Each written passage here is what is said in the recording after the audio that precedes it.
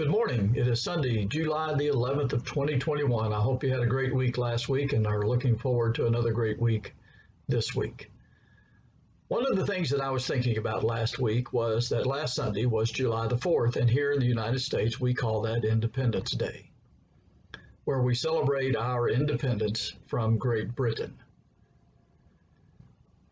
And so there was a lot of talk about independence. There was a lot of talk about freedom. There was a lot of talk about liberty, and rightly so. Some 50 years ago, I had the opportunity to travel to Spain. I think I was a sophomore or junior in high school, and the Spanish club had the opportunity to go to Spain. And so I went, and we went for, I don't know, I think it was like a week to 10 days.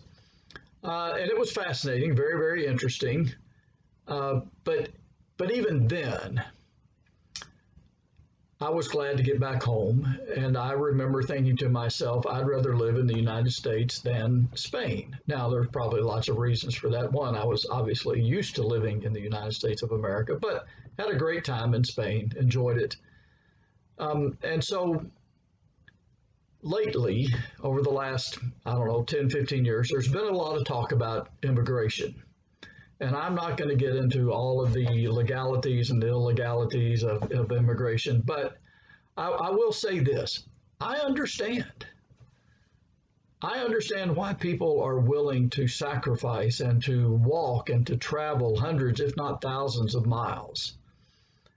And I understand why they're willing to pay large sums of money to other people to try to get them into the United States. I understand why people want to come here, and I don't blame them. The opportunities that we have in this country to basically pursue a career and to pursue education in whatever field that we want to, the opportunity to work hard and to provide for oneself and one's family are wonderful. And again, I understand why people want to come here.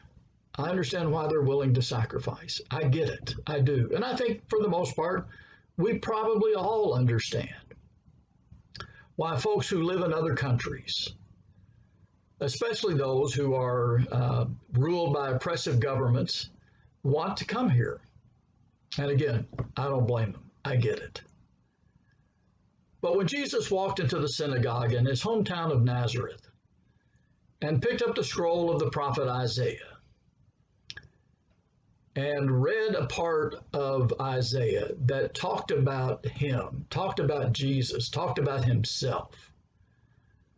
Two of the things that he read said that he was anointed to proclaim liberty to the captives and liberty to those who are oppressed. Sound familiar? People are trying their hardest to get into this country, to get away from oppression, to enjoy the liberty of, by and large, doing what they want to do, working at a job that they want to work at, that they're skilled at, working to provide for their family. And again, get it. Jesus said, he came to proclaim liberty to the captives and liberty to those who are oppressed. Now, again, people are coming here because the opportunities are limitless and it is attractive to live here in the United States of America. But what's even more attractive is to be a citizen of the kingdom of heaven,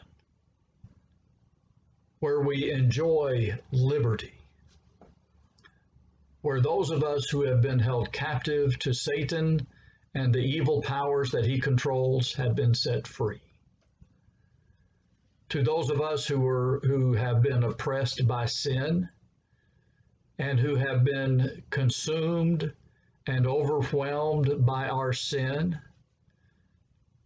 have been set free from that by the blood of Jesus.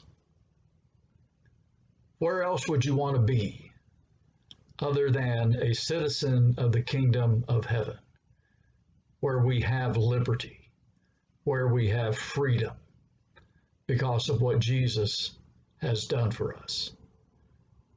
He loved us enough to leave heaven, come to this earth in the form of a man, and then humble himself as a man to become a servant, and then to give up his life there on Calvary, so that you and I could be set free. One of the things that we often say here in the United States of America is that liberty is not free. And there have been thousands of men and women who have given the ultimate sacrifice, who have given up their life, so that those of us who are here can be free, free to pursue an education if we want to, free to pursue whatever vocation that we want. The freedom that we enjoy as a citizen of the kingdom of heaven is not free. It cost Jesus his life. It cost God his Father to watch as his Son suffered and died there. That is not something that we should take lightly. That liberty we should celebrate every day by being the salt and light that God our Father would have us to be. Think about this week. Think about the liberty that you and I, as sons and daughters of God and brothers and sisters of Jesus the Christ, enjoy. And then let's go live accordingly. Well, I pray you'll have a great week.